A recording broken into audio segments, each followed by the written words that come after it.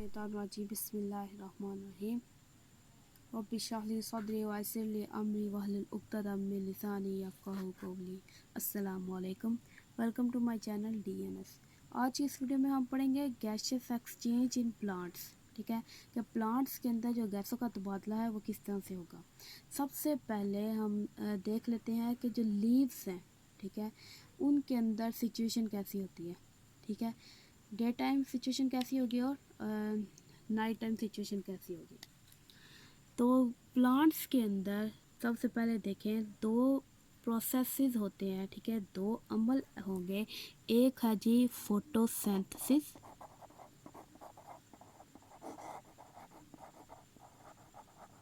और दूसरा है जी सेलुलर रेस्पिरेशन। बाकी भी काफ़ी ज़्यादा अमल होंगे, लेकिन बल्कि होंगे नहीं होते हैं, तो हम सिर्फ और सिर्फ अभी ये दो देख रहे हैं, फोटोसिंथेसिस और सेलुलर रेस्पिरेशन, जो एक दूसरे के अपोजिट है। फोटो मीन लाइट, ठीक है, और सिंथेसिस मतलब बनाना, किसी भी चीज़ का प्रोड्यूस करना। ठीक है, फोटोसिंथेसिस के अंदर क्या होता है कि कार्बन डाइऑक्साइड वाटर के साथ मिलेगी, ठीक है, और सनलाइट की मौजूदगी में, सनलाइट और क्लोरोफिल की मौजूदगी में क्या होगा, सनलाइट और क्लोरोफिल की मौजूदगी में हमारे पास क्या बनेगा, ग्लूकोज, और साथ में ऑक्सीजन गैस रिलीज होगी। ठीक है, यह फोटोसिंथेसिस का अमल। उसके बाद सेलुलर रेस्पिरेशन में क्या होता है, पिछले लेक्चर में हमने देखा था कि जो ग्लूकोज है उसको ऑक्सीजन की मौजूदगी में तोड़ा जाता है। ठीक है, और क्या होगा, क्या रिलीज होगा, कार्बन डाइऑक्साइड, वाटर और ATP। क्लियर है। अच्छा, अब देखें यहाँ पे फोटोसिंथेसिस के लिए क्या क्या चीज़ें ज़रूरी हैं। ये कार्बन डाइऑक्साइड और वाटर। ठीक है, कार्बन डाइऑक्साइड और वाटर ज़रूरी है, तो इन दोनों का प्लांट्स के अंदर होना भी ज़रूरी है। अगर प्लांट्स के पास ये चीज़ें होंगे तभी वो आगे से कुछ बना पाएगा ना। ठीक है, आपके पास अगर आप जो फीमेल्स हैं, अगर उनके पास कोई सब्ज़ी वगैरह ना हो बनाने के लिए, तो वो हंडिया कैसे बनाएंगी। ठीक है, अच्छा, सबसे पहले देखें वाटर है। ठीक है, वाटर कहाँ से आता है जी, रूट्स के ज़रिए से। ठीक है, ये आप पढ़ चुके हैं ना 9th क्लास में, ट्रांसपोर्ट वाले चैप्टर में। उसके बाद कार्बन डाइऑक्साइड है, ये कहाँ से आएगा। ठीक है, ये हम पढ़ेंगे अभी इस टॉपिक में। ठीक है, गैसेस एक्सचेंज इन प्लांट्स वाले टॉपिक में हम पढ़ेंगे कार्बन डाइऑक्साइड कहाँ से आएगा। ठीक है, और दूसरा देखें लास्ट पे हमारे पास क्या होगा, ग्लूकोज बना और ये ऑक्सीजन बना। ठीक है, सेलुलर रेस्पिरेशन के लिए ये जो ग्लूकोज है यही, ठीक है, ये यहाँ पर आएगा। ठीक है, और यही ऑक्सीजन है, ज़्यादातर ये ऑक्सीजन ही यूटिलाइज किया जाता है। ठीक है, तो ये ऑक्सीजन हो गया, तो बदले में फिर कार्बन डाइऑक्साइड रिलीज हुई। ठीक है, अच्छा, अब देखें फोटोसिंथेसिस और सेलुलर रेस्पिरेशन, अगर आप इक्वेशंस पे गौर करें तो दोनों एक दूसरे के अपोजिट हैं। ठीक है, जो एरो के इस तरफ होंगे, जो रिएक्ट करके कोई चीज़ बना रहे हैं, उसको हम कहते हैं रिएक्टेंट्स। ठीक है, तो ये है हमारे रिएक्टेंट्स, और जो चीज़ बनती है वो होते हैं हमारे प्रोडक्ट्स। ठीक है, रिएक्टेंट्स के लिए रॉ मटेरियल्स का भी यूज़ किया जाता है, कवर्ड भी यूज़ किया जाता है। रॉ मटेरियल्स यानी कि जो आपके पास हार्म माल है। ठीक है, जो ज़्यादा इतना यूज़फुल नहीं है, ठीक है, ज़्यादा कारामद नहीं है, लेकिन जब आप क्या करते हैं कि उसको मिलाकर या कोई उसको मॉडिफाई करके कोई एक बेहतरीन चीज़ बना देते हैं, ठीक है, तो वो हमारे लिए ज़्यादा कारामद होगी। ठीक है, अब देखिए फोटोसिंथेसिस और सेलुलर रेस्पिरेशन एक दूसरे के अपोजिट है। ठीक है, अब लीव्स में क्या होगा,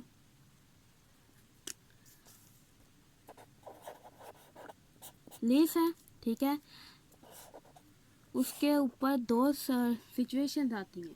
ठीक है, क्या जी, सबसे पहले जी डे टाइम वाली एक कंडीशन आएगी, ठीक है, और फिर है जी नाइट टाइम। ठीक, अब डे टाइम में क्या होगा कि जो फोटोसिंथेसिस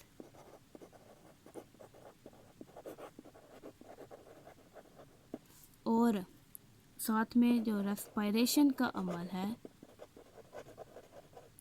ठीक है, ये तकरीबन इक्वल होंगे। ठीक है, अब क्या ये sir approximately equal to each other. ठीक है, यानी कि इस सिचुएशन में डे टाइम क्या होगा कि फोटोसिंथेसिस के ज़रिए बनने वाली ऑक्सीजन सेलुलर रेस्पिरेशन में इस्तेमाल हो जाएगी। ठीक है, और सेलुलर रेस्पिरेशन में बनने वाली कार्बन डाइऑक्साइड फोटोसिंथेसिस में यूज़ हो जाएगी। ठीक है, और नाइट टाइम में क्या होगा कि फोटोसिंथेसिस नहीं होगी। क्यों नहीं होगी जी? क्योंकि सूरज नहीं है। ठीक है, अगर आप उसको कोई आर्टिफिशियल लाइट सोर्स प्रोवाइड कर दें तो वो रात को भी क्या होता है, फोटोसिंथेसिस उनके अंदर जारी रहती है, और इसकी वजह से ही क्या होगा कि जो आपकी फल या फिर जो सब्जियां हैं उसका साइज़ भी इंक्रीज़ हो जाता है नॉर्मल से। ठीक है, साथ में क्या होगी, फोटोसिंथेसिस नहीं होगी, और दूसरी क्या है जी, रेस्पिरेशन का अमल जारी रहेगा। अब अगर रेस्पिरेशन का अमल जारी रहे, ठीक है, तो क्या होगा कि ऑक्सीजन जो लीव्स हैं, ठीक है, वो क्या करेंगे, ऑक्सीजन बाहर से लेंगे। बाहर से मतलब अपने इर्द गिर्द के इन्वायरमेंट से लेंगे, और कार्बन डाइऑक्साइड की उसको कोई ज़रूरत नहीं होगी तो कार्बन डाइऑक्साइड को बाहर निकाल देंगे। ठीक है, अब इसी वजह से क्या होता है कि ये जो कहते हैं ना कि वो बहुत जो तनावर दरख्त होते हैं, ठीक है, बहुत इतने मोटे तने होते हैं। ठीक है, मतलब आप ये कह रहे हैं कि बहुत ही पुराने होंगे। आपने देखे होंगे गांव वगैरह में होते हैं इस तरह के दरख्त, या मूवीज़ वगैरह में भी देखे होंगे। ठीक है, अब देखें कि वो जो दरख्त हैं, ठीक है, ये कुछ लोग मानते हैं, ठीक है, कि जो है क्या रात को अगर हम उस घने दरख्त के नीचे जाके सोएं जी तो क्या होगा, ये जो जिन्नात वगैरह जी वो आपके साथ लग जाएंगे। ठीक है, जिन्नात के आसेब में आप आ जाएंगे। ठीक है, और आप फौत हो जाएंगे। ठीक है, ऐसा नहीं होता। असल में होता क्या है कि जब आप किसी तनाव दरख्त के नीचे रात गुजारते हैं तो कार्बन डाइऑक्साइड बहुत ज़्यादा हो जाती है आपके इर्द गिर्द। ठीक है, ऑक्सीजन की डिप्लेशन हो जाती है, और फिर क्या होता है, बंदा मर जाता है, ऊपर पहुंच जाता है। ठीक है, अच्छा, अब आगे चलते हैं। ये था जी हमारा basic concept gaseous exchange in plants का। हमने अभी तक ये देखा है कि हम प्लांट्स को कौन सी गैसों की और कब ज़रूरत है। ठीक है, मतलब कि ऑक्सीजन की कब ज़रूरत है, रात के वक्त। ठीक है, जब वो क्या करेगा, कार्बन डाइऑक्साइड को अपने अंदर से बाहर निकालेगा, क्योंकि उसको कार्बन डाइऑक्साइड की ज़रूरत नहीं है। ठीक है, अच्छा, अब नेक्स्ट हम देखेंगे जी प्लांट्स क्या हैं, हायर एनिमल्स में से हैं। ठीक है, सॉरी हायर ऑर्गेनिजम्स में से हैं। ठीक है, हायर ऑर्गेनिजम्स यानी कि जो वेल डेवलप्ड होते हैं, जिनके पास हर एक काम करने के लिए स्पेसिफिक ऑर्गन्स मौजूद होंगे। ठीक है, प्लांट्स क्या हैं, ये है हायर ऑर्गेनिजम्स। ठीक है, अब गैशियस एक्सचेंज के लिए इनके पास कुछ ऑर्गन्स हैं। ठीक है, सबसे पहले है जी स्टोमेटा। ठीक है, उसके बाद है जी लेंटिसेल्स, और फिर रूट्स। ठीक है, ये 3 ऑर्गन्स हैं जिसके ज़रिए से जो प्लांट्स हैं वो क्या करते हैं, गैशियस एक्सचेंज करते हैं। ठीक है, सबसे पहले हम स्टोमेटा की तरफ आते हैं। स्टोमेटा, ये डायग्राम मैंने ड्रा की हुई है पहले से ही ताकि वक्त ज़ाया ना हो। स्टोमेटा देखें, ये है लीफ का structure, internal structure of leaf. ठीक है, इसमें सबसे ऊपर वाली जो लेयर होती है वो क्यूटिकल होती है। ठीक है, क्यूटिकल ये थिक क्यूटिकल होती है। ठीक है, और इसकी थिकनेस जो है वो हर एक प्लांट के अंदर जो है वो चेंज होगी। ठीक है, क्यों चेंज होगी ये भी हम इंशाल्लाह नेक्स्ट देखेंगे। अच्छा जी, आगे देखें, एक थी क्यूटिकल है, ठीक है। उसके बाद क्यूटिकल के नीचे वाली जो लेयर है वो कौन सी है, अपर एपिडर्मिस। आपको ये डायग्राम बनानी आनी चाहिए, ठीक है। अपर एपिडर्मिस के बाद मेसोफिल सेल्स की एक लेयर है, ठीक है। दो लेयर्स हैं, ठीक है। एक ये जो बिल्कुल स्मूथ सीधे लगे हुए हैं इसको कहते हैं पैलिसेड मेसोफिल सेल्स, ठीक है। दूसरी मेसोफिल सेल की टाइप है जी स्पोंजी मेसोफिल सेल्स, ठीक है। अब ये दोनों इनकी शेप की वजह से इनके ये नाम है, ठीक है। अब है दोनों मेसोफिल सेल्स और ग्रीन इन कलर है, ठीक है। ग्रीन इन कलर है तो इसका मतलब है इसके पास क्लोरोफिल मौजूद है, ठीक है। अब क्लोरोफिल मौजूद है तो इसका मतलब है कि ये फोटोसिंथेसिस करवाएंगे तो इस वजह से मेसोफिल सेल्स को क्या कहा जाता है, फोटोसिंथेटिक सेल्स, ठीक है। मेसोफिल सेल्स हैं उसको फोटोसिंथेटिक सेल्स भी कहा जाता है। क्यों कहा जाता है, क्योंकि वो फोटोसिंथेसिस करवाते हैं, ठीक है। क्यों फोटोसिंथेसिस करवाएंगे, उनके अंदर क्यों फोटोसिंथेसिस होती है, क्योंकि उनके पास क्लोरोफिल मौजूद है, ठीक है। अच्छा, अब उसके बाद देखें नीचे ये है लोअर एपिडर्मिस, और उसके बाद फिर नीचे एक लेयर है क्यूटिकल की, ठीक। अब लोअर एपिडर्मिस के अंदर स्टोमेटा मौजूद होते हैं। अगर इसको हम करें जूम करके देखें तो कुछ इस तरह का स्ट्रक्चर है कि ये दो क्या है, गार्ड सेल्स हैं, ठीक है। ये कुछ इस तरह उनका स्ट्रक्चर होता है, ठीक है। ये आप पढ़ चुके हैं opening of stomata 9th class में।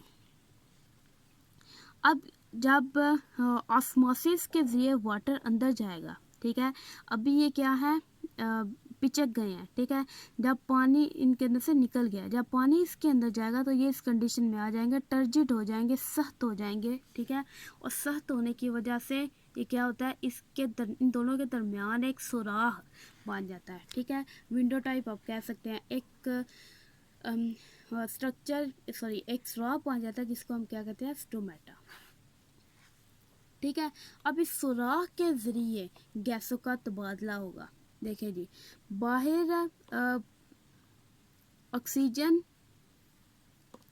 की मिकदार कम है तो ये क्या होगा कि ऑक्सीजन अंदर से बाहर आएगी, तो कार्बन डाइऑक्साइड की concentration as compare to leaf, ठीक है, उसके अंदर जो है वो ज़्यादा कम है, ठीक है। मतलब एक लीव है ना आपके पास, ठीक है। अब इसके इर्द गिर्द वाला जो एरिया है, ठीक है, जो इन्वायरमेंट है, उसकी बात हो रही है कि वहाँ पर जब कार्बन डाइऑक्साइड की कंसंट्रेशन ज़्यादा है और अंदर क्या है जी, अंदर कम है तो कार्बन डाइऑक्साइड अंदर की तरफ मूव करेगी, ठीक है। अब इस तरफ देखिए, यहाँ से गैस अंदर की यह जो है दरमियान में, इसे कहते हैं जी एयर स्पेसेस। यहाँ एयर स्पेसेस मौजूद है, ठीक है। तो एयर स्पेसेस से होते हुए ये सारे के सारे सेल्स को ये गैसेस मिल जाती हैं, और जब ये गैसेस उनको मिल जाएंगी तो क्या होगा जी, फोटोसिंथेसिस और सेलुलर रेस्पिरेशन का अमल होगा, ठीक है। और उसके नतीजे में एटीपी बन जाएगी, ठीक है। क्लियर है। अच्छा जी, अब हम देखते हैं, पीछे आ जाते हैं जी दोबारा। ये स्टोमेटा का स्ट्रक्चर क्लियर हो गया। डायग्राम मैं फिर से कह रही हूँ आपको कि डायग्राम आपको बनानी आनी चाहिए ज़बानी। अच्छा जी, स्टोमेटा है, ठीक है। ये तो हो गया क्लियर, ठीक है। इसकी लोकेशन अगर हम एक दफ़ा दोबारा रिपीट कर लें तो लोकेशन इसकी क्या है, मोस्टली, ठीक है, जनरली ये क्या है, लोअर एपिडर्मिस में मौजूद होगा, लोअर एपिडर्मिस ऑफ लीफ, ठीक है। लेंटिसेल्स क्या है कि जो वुडी प्लांट्स हैं, ठीक है, उनकी जो वुड है, ठीक है, उनके स्टेम्स के ऊपर उनकी जो छाल है बार के ऊपर क्या होता है, इस तरह से ना, एक इस तरह से सुराख से होते हैं, ठीक है। ये अगर आप तना है, ठीक है, तो ये इस तरह से ना ऊपर आपको बाहर से ही ये इस तरह से आपको नुमाया नज़र आएगी। अगर आप बिल्कुल गौर से देखें ना एक को, तो ये आपको ना कुछ इस तरह से नज़र आता है, ठीक है। तो इंटरनल स्ट्रक्चर इसका कुछ ना इस तरह से होता है, जस्ट लाइक वोल्केनो, ठीक है। तो ये वोल्केनो की तरह समझ लें, ठीक है। तो ये सुराख होता है, ठीक है। तो इस सुराख के ज़रिए से गैसों का तबादला होगा, ठीक है। तो ये लेंटिसेल्स, इस सुराख को क्या कहता है, लेंटिसेल्स। इसके ज़रिए से क्या होगा, गैसों का तबादला होगा। अब रूट्स पे आ जाएं। रूट्स सब के अंदर, यानी कि जो हायर प्लांट्स हैं उनके अंदर रूट्स, हायर प्लांट्स मतलब कि जो मैच्योर हो चुके हैं, मैं उनकी बात कर रही हूँ, ठीक है। जो मैच्योर प्लांट्स हैं उनके अंदर रूट्स क्या करेगी, गैसियस एक्सचेंज में हेल्पफुल नहीं है, ठीक है। कौन कौन से प्लांट्स के अंदर रूट्स हेल्पफुल हैं, दो तरह के, एक है जी इमेच्योर और दूसरे हैं एक्वाटिक।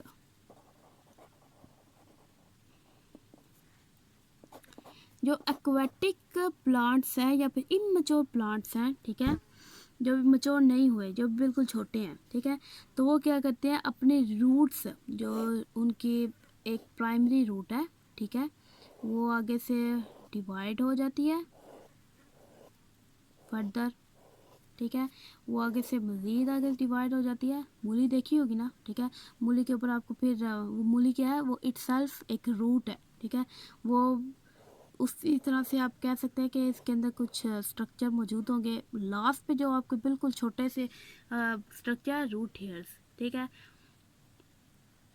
तो ये इनके ज़रिए से क्या होगा, गैसों का तबादला होगा। ये वाटर के साथ आउटसाइड पे सराउंडिंग में क्या है, वाटर, तो ये वाटर के अंदर ही गैसों का क्या कहते हैं, तबादला कर देते हैं, ठीक है। तो अभी हमने पढ़ा जी गैसियस एक्सचेंज इन प्लांट्स, ठीक है। सबसे पहले हमने क्या समझा कि प्लांट्स को के अंदर गैसेस की क्यों, यानी कि ज़रूरत क्या है, सबसे मेन मकसद क्या होता है, एनर्जी का, ठीक है। एनर्जी चाहिए होती है। एनर्जी क्यों चाहिए, ज़िंदा रहने के लिए, ठीक है, काम काज करने के लिए एनर्जी चाहिए। अब एनर्जी कैसे मिलेगी, उसके लिए मुख्तलिफ अवामिल हैं, ठीक है, मुख्तलिफ प्रोसेसेस हैं जो एक स्पेसिफिक ऑर्गेनिज्म अपने अंदर करता है, ठीक है। फॉर एग्जांपल फोटोसिंथेसिस और सेलुलर रेस्पिरेशन जो है प्लांट्स के अंदर हो गया, ठीक है। ज़रूरी नहीं सिर्फ प्लांट्स के अंदर ही हो, ठीक है।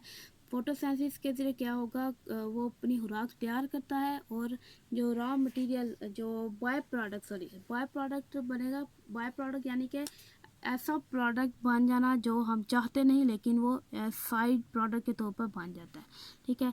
तो ये ऑक्सीजन यहाँ पर बनती है। ये क्या है जी, हमारे पास ग्लूकोज है, पौधे की खुराक है जो उसने तैयार की है, ठीक है। सेलुलर रेस्पिरेशन का हमने देखा, ये हम पिछली वीडियो में भी देख चुके हैं। अब देखिए लीफ के हमने देखा है कि डे टाइम और नाइट टाइम उसके अंदर क्या सिचुएशन होती है। फोटोसेंसिस और respiration day time approximately equal होंगे, ठीक है, और नाइट टाइम क्या होगा, फोटोसेंसिस नहीं होगी और रेस्पिरेशन होगी, ठीक है। अब गैसों का तबादला करवाने के लिए रात के वक्त गैसों का तबादला करवाना ज़्यादा ज़रूरी होगा, ठीक है, क्योंकि जो सेलुलर रेस्पिरेशन से जो कार्बन डाइऑक्साइड बनेगी, ठीक है, जो कार्बन डाइऑक्साइड बनेगी उसकी कोई ज़रूरत नहीं है प्लांट को, तो वो निकालनी है, ठीक है, और ऑक्सीजन को अंदर लेकर जाना है।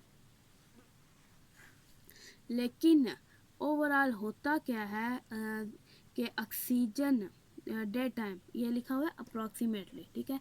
तो डे टाइम क्या होता है कि ऑक्सीजन को वो रिलीज़ कर रहा होता है और कार्बन डाइऑक्साइड को अंदर लेके जा रहा होता है, ठीक है। पौधे इस तरह से काम करते हैं। अब प्लांट क्या है, हायर ऑर्गेनिज्म है। हायर ऑर्गेनिज्म है तो क्या होगा, उसके पास स्पेसिफिक ऑर्गन्स मौजूद होंगे, स्पेसिफिक चीज़ें मौजूद हैं। एक स्टोमेटा है, दूसरा लेंटिसेल्स और तीसरा रूट्स, जिसको वो क्या करता है, यूज़ करता है गैसियस एक्सचेंज में, ठीक है।